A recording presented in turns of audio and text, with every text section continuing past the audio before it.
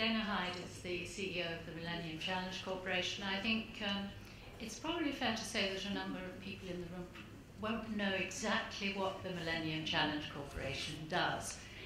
You do a lot of grant funding in order to encourage projects into a position where they can then be sustainable and can be funded. Yes. So tell us a little bit about how you do that and how you become a model that could be emulated more widely. Thank you, Helen. So the Millennium Challenge Corporation was created just over a decade ago as a very unique model of development assistance. So the first to understand is that it is 100% grant assistance by the U.S. taxpayer, by U.S., and that the MCC has just one mission, and that is to alleviate poverty through economic growth. So over the last decade, MCC's investments are a 5-year compact, is what it is called. On average, they have been roughly $400 million over a 5-year period of time. And we take roughly 18 to 24 months to shape that investment. So the agency is funded at about $1 billion a year. And over the decade, 65% of our portfolio has been invested in Africa. And of that, 70% has been invested in infrastructure, roads, transportation, but increasingly energy infrastructure, transmission, distribution.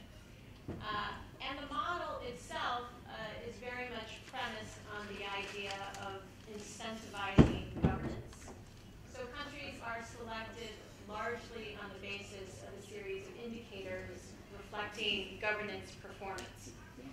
So right now, MCC has about $4 billion invested in Africa. We are shaping 6 compacts in 6 different countries. And interestingly, we are focusing solely in many countries, Ghana being the most recent example, on energy. And our approach in energy is really threefold. First, to focus our grant resources in areas that are traditionally the public good. So often that will be transmission or distribution. Second is to use our grant dollars in partnership with countries to help catalyze private investment. So often that would look like our own use for viability gap financing or the like. And then third, and importantly for us, to focus on the reforms, the policy, the overall enabling environment that will allow not just MCC's investment to be sustainable, but other private investment as well.